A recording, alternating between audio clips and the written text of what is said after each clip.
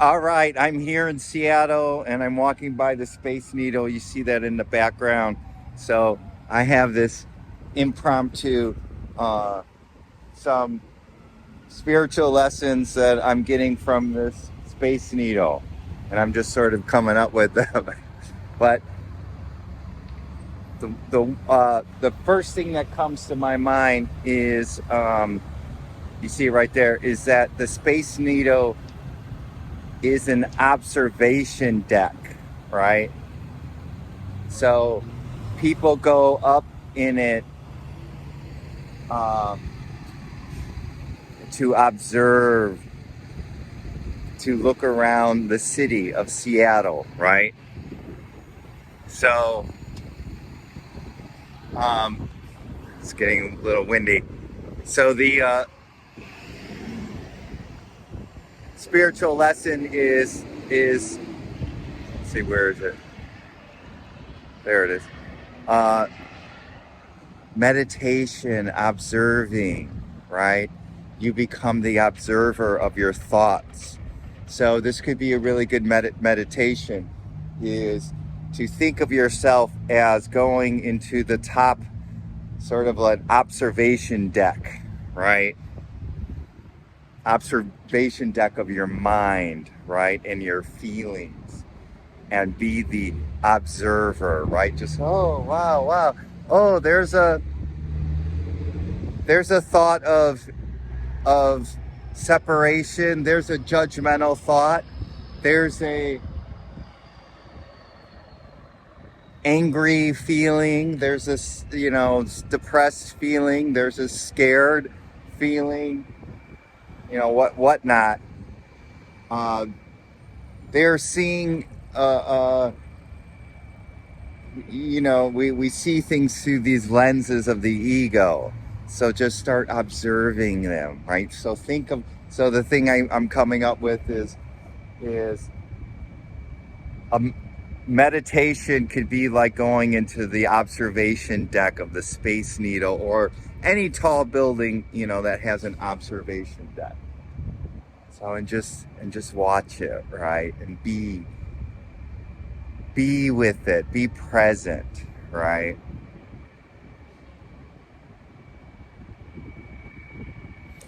Sort of just watch it dispassionately, watch it with unconditional love, right?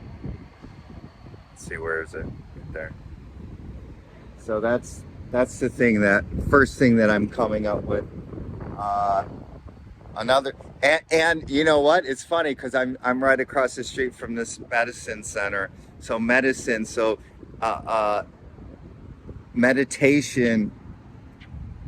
being the observer on the observation deck, is actually great medicine. See, medicine, right? It heals. It heals the shadow. It heals all the negative energies. It heals the delusions. It heals the separation, right? And by, you become whole. You become healed and whole. See, medicine.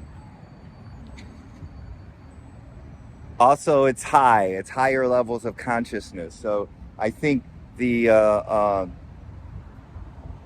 Space Needle was at one time maybe the highest building in Seattle.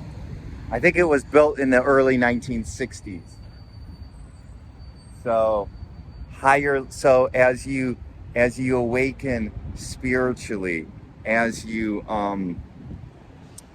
work on meditation, observing, and healing the pain bodies, medicine, right? It's higher levels of consciousness, so it's high, right? So it's built high, right? So that's another thing I'm coming up with. Space. It's called the Space Needle. So space is really good because emptiness, right? Spaciousness, holding space. So Space Needle, space, it's actually it's a clear sky today. So, oops, this way. So clear. So as you awaken and as you deepen your awakening, it becomes a clear sky. It becomes spacious. You're not crowded. You're not crowded with all these thoughts and identities, right? All the roles that you play, right? It's spacious, right? So the Space Needle. So the space. I'm using that space part of it. I guess the needle could be like a needle, like injecting injecting the medicine in you, right? There's the medicine, right? You expect. So Space Needle, Seattle. I'm here. I'm gonna get a little closer to it, but that's what I came up with initially. All right, so you can see the Space Needle. I'm a little closer to it. See it right there. Whoa!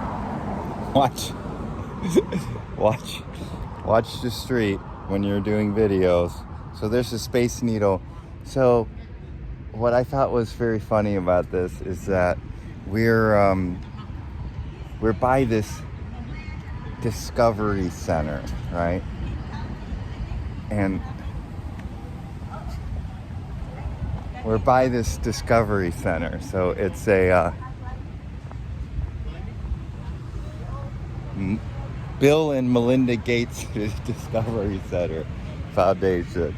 So I just thought that was funny because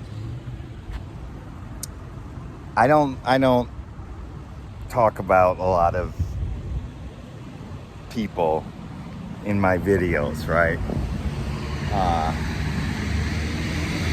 Because I mean, this is a spiritual channel. This isn't a political channel. From time to time I'll talk about stuff, but usually I don't. But this is the world of form, and so we do have political figures. We do have entrepreneurial figures like the Gates, and I think the reason I would have filled this is because Bill Gates can be bring up a pain body for a lot of people, right? There could be a lot of judgment, right, for his wealth and his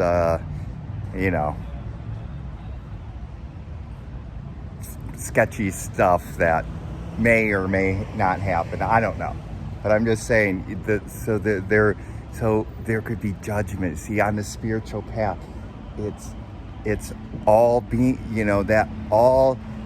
It's not like you can't have discernment, but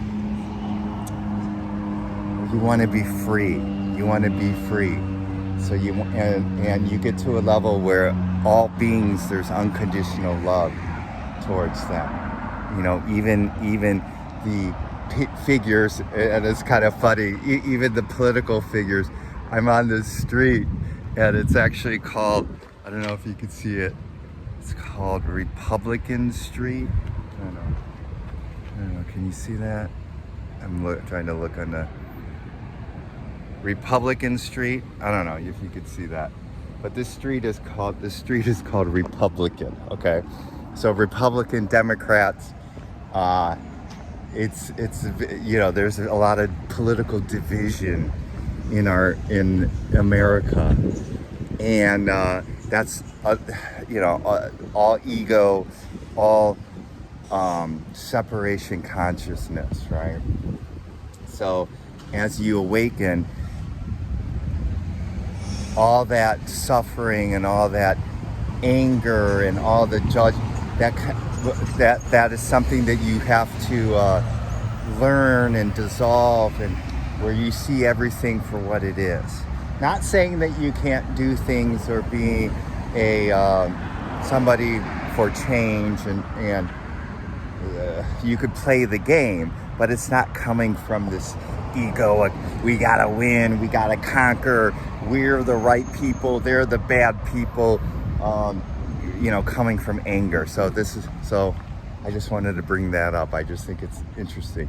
So let's go into some spiritual ideas here. First of all, Discovery Center, discovery, right? Let me see. So as you awaken, as you go into higher levels of consciousness, as you sort of be meditative and be the observer, be the higher levels of be like the observation deck of the Space Needle. You start discovering the world anew. You start exploring. I like these signs over here that I passed a little earlier. You explore the world differently. The world looks different, right? That's why, I used to have very intense political views. I used to be very judgmental towards people with a lot of money, right? So once I connected, here we go, we got another sign, connected to source, to the higher levels of consciousness. There's the observation deck, it's higher levels of consciousness. Once you connect and once you heal those pain bodies, heal the judgments, and you see them, right?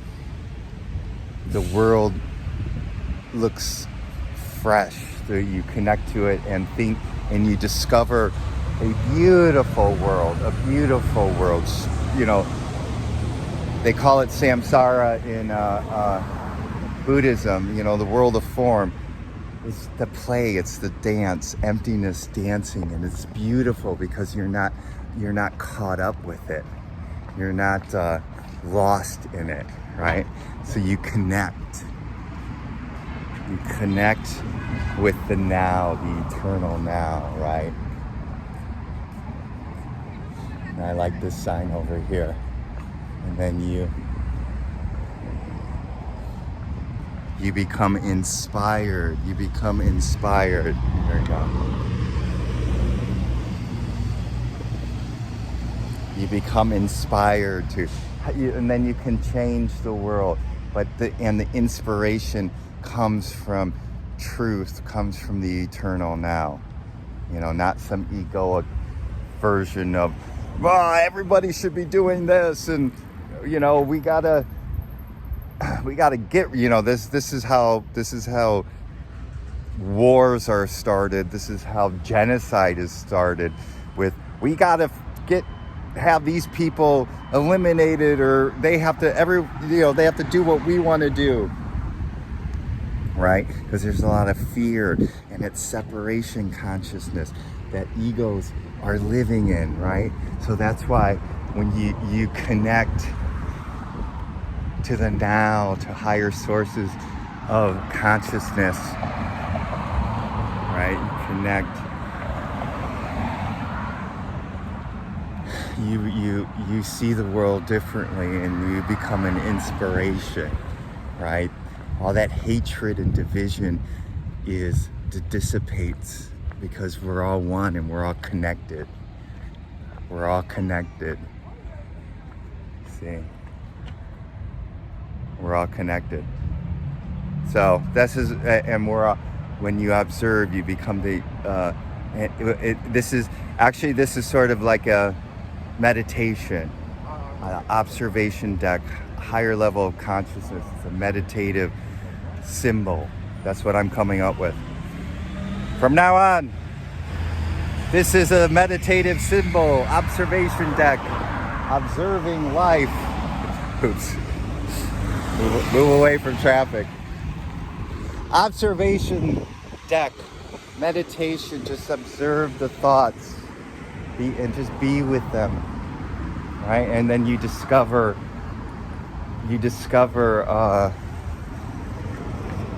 like the Discovery Center, you discovered a new world. And then as you deepen your meditation, as you deepen your higher levels of consciousness, then you can take action, right? If you're called to protest or write something or create something or whatever, right? But it doesn't come from fear or scarcity or separation. It comes from the wholeness, so you could take action, right? So this is what I came out with. All right, so no cars are coming. I'm gonna do one last shot of the Space Needle. There you go. All right, so I'm on top of the Space Needle, and you could see the Seattle skyline. You could see this. And if you saw some of my previous videos, I kind of have like get the willies, the heights and everything. Just glass here. So, so we're, tourists are here, and the name of the game is to look around us, right? But we're on the observation deck. So this is a metaphor for, instead of observing what's out there, we observe what's in here, right? We observe what's in here, our feelings, right? And our pain bodies and our thoughts, So this is a great meditation to be the observation deck of your mind, right? Because all of us are externally focused. We're focused on the busyness of the city of our mind, right? And it could be very beautiful sometimes. I mean, there's beautiful vistas, and there's the sound here, and there could be some great nature out there, or whatever in your own busyness, right? But check out be the observer of your mind, right? And of your feelings, of the pain bodies, and be present with them. Have unconditional love with them, right? And just observe them for what they are, right? Don't label, because we often label things. We're like, okay, we're labeling this. This is, if it was it's a beautiful day here, but if this is a cloudy day, we would be upset and everything. So this is a great metaphor. So go to the Seattle Space Needle observation deck of your mind, your pain body, and just observe it. Be present, because that's the now. That's the beautiful now moment. It's getting a little crowded here. That's the beautiful now moment, right? That's here, and just be with it, right?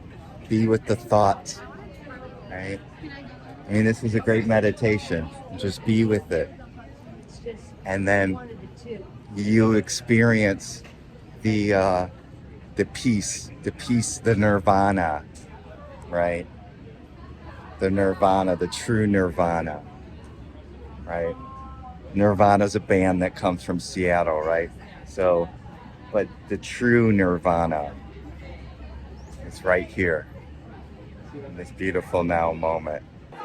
So this is the restaurant cafe of the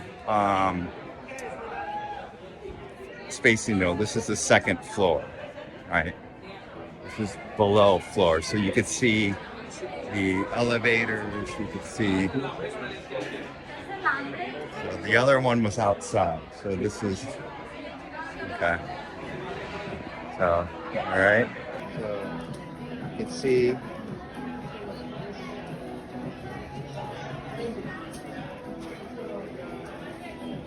See.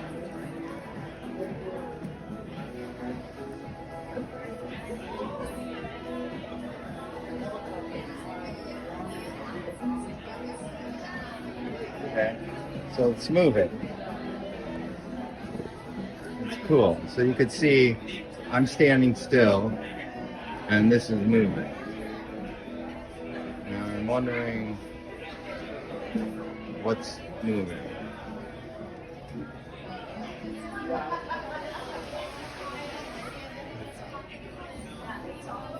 Okay. This is revolving.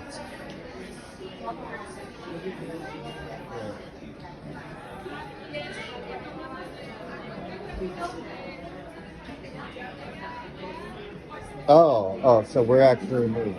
Okay. So we're moving. Oh, cool. So we're moving. So soon we'll be looking at the sound. Yeah. I'm just going to hold this for a second.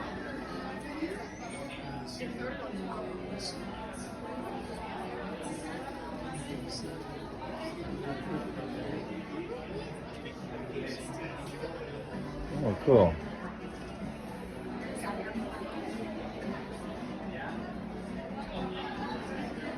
So moving. Let's see.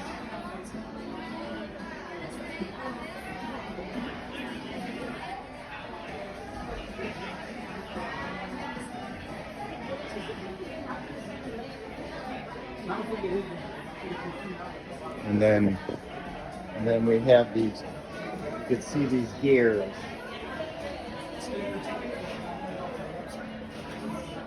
Okay.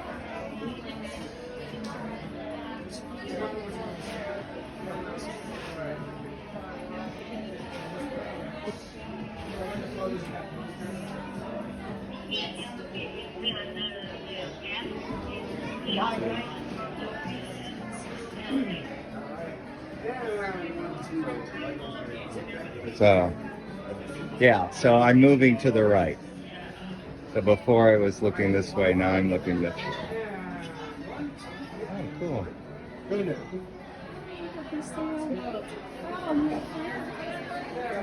All right, so I'm here on the Space Needle, and I'm on the bottom floor. There's 2 floors. I was in the observation deck up above, which is open air. So I'm actually on the deck below, and this one revolves. So this one slowly goes around. You could see the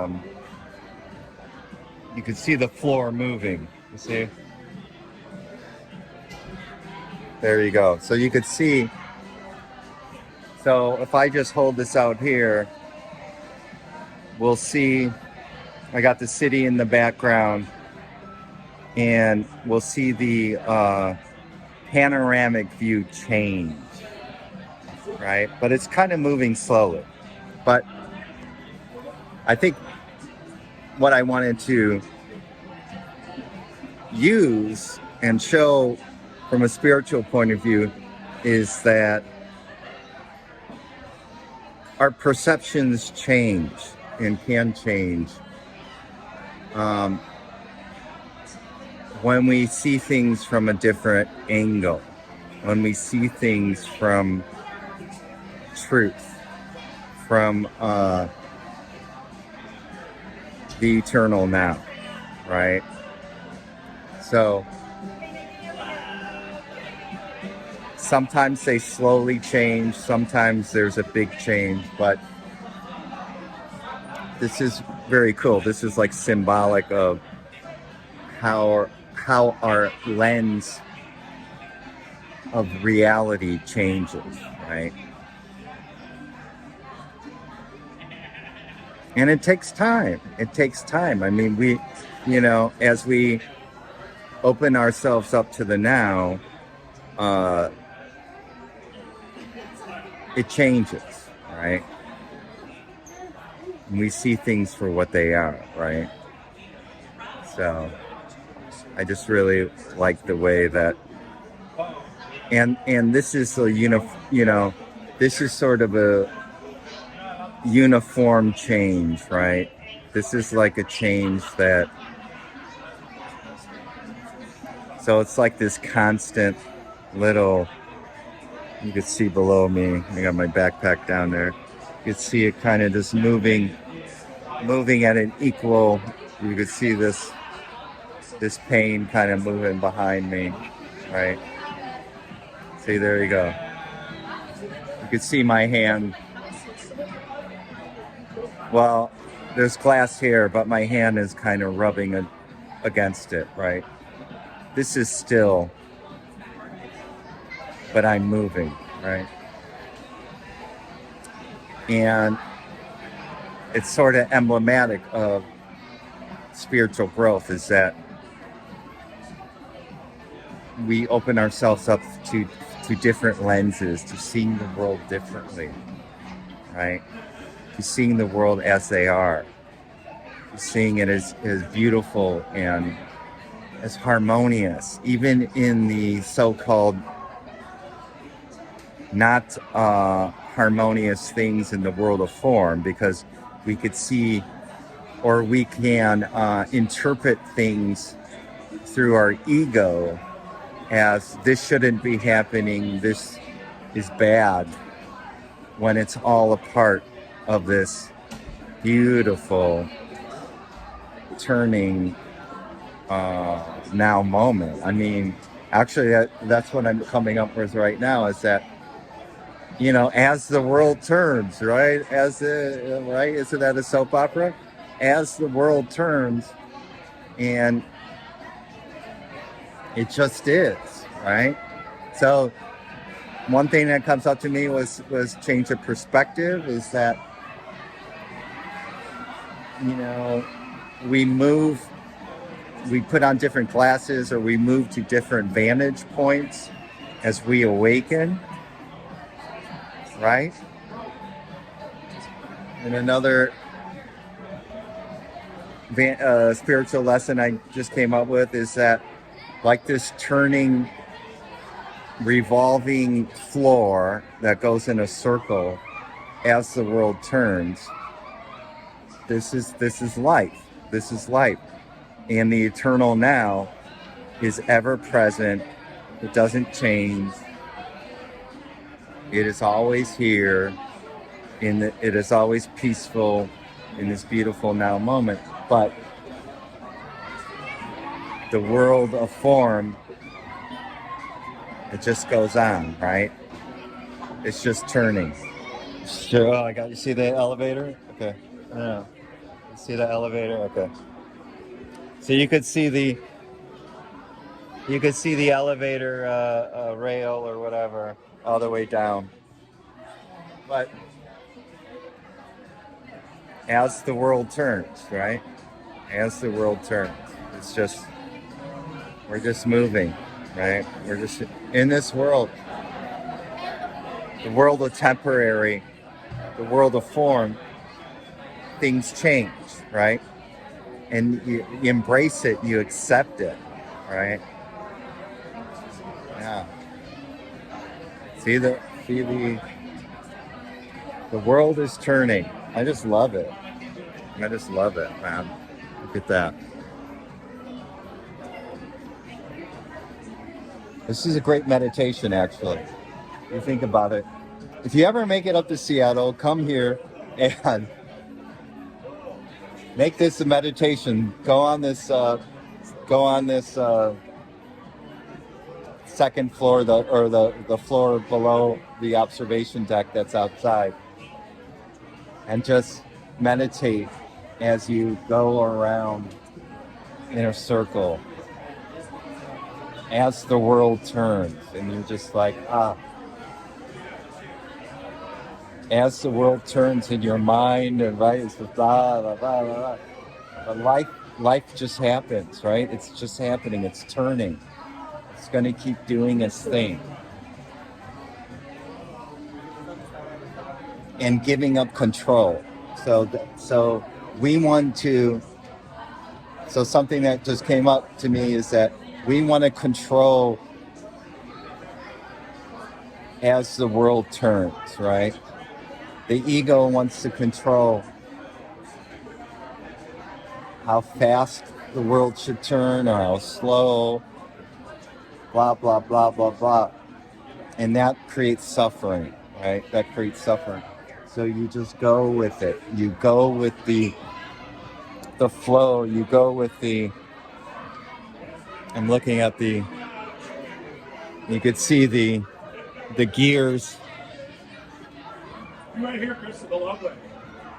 Yeah. You see that? You see that? See it? It's turning, right? It's just methodically turning like clockwork, right? And you're just with it. You accept it. You embrace it. You accept the changes, right?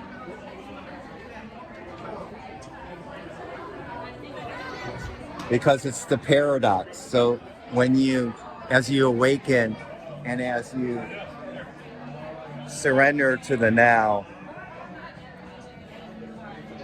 you understand the paradox that things change, that the world is turning. The world is just doing its thing, and you're a part of it. And it's beautiful, and you just surrender to it, and you go with the flow. So in a way, you go with the flow of, you see this? You're just going around, you see that? You just go, you're flowing with it, right? You're flowing with the clockwork of the divine, of sorts, right? And it's just, but things are changing. You know, this is a sunny day. Tomorrow or the next few days, it could get cloudy, and rain or whatever, and things will change. But you're connected to your eternal truth. You're connected to Source. You're connected to what doesn't change, what's eternal, right? Yeah, this is cool. So this is a great meditation. So if you ever can go up into a revolving place and do a meditation, that's great. I mean, obviously it's a little loud here and everyone's doing their thing, but or contemplate this, do a meditation in your of how the world turns, how day becomes night, how you go to work, you come home, you play, you do all, the life changes. You were a baby, you were life cycles. You were a baby, you went through childhood, you went through adolescence and teenage years, and then young adulthood, and then adulthood, and then if you're older like me, getting into middle age, then blah blah blah, and then or if you're older, if you're getting up there in age or elderly, this is all part of this world turning, of this, of being in this world of form that keeps turning as the world turns. But you're deeply rooted in the now. You're deeply rooted in what doesn't turn, what doesn't change, your eternal truth. So that's what I'm coming up with. That was beautiful. So we started this, Seattle, downtown was on the other side, and now we're looking up north, and it's all good. So, all right, that's all I got. Love you, and until we meet again next time in the living in the paradox of as the world turns and rooted in your eternal truth, the beautiful now moment.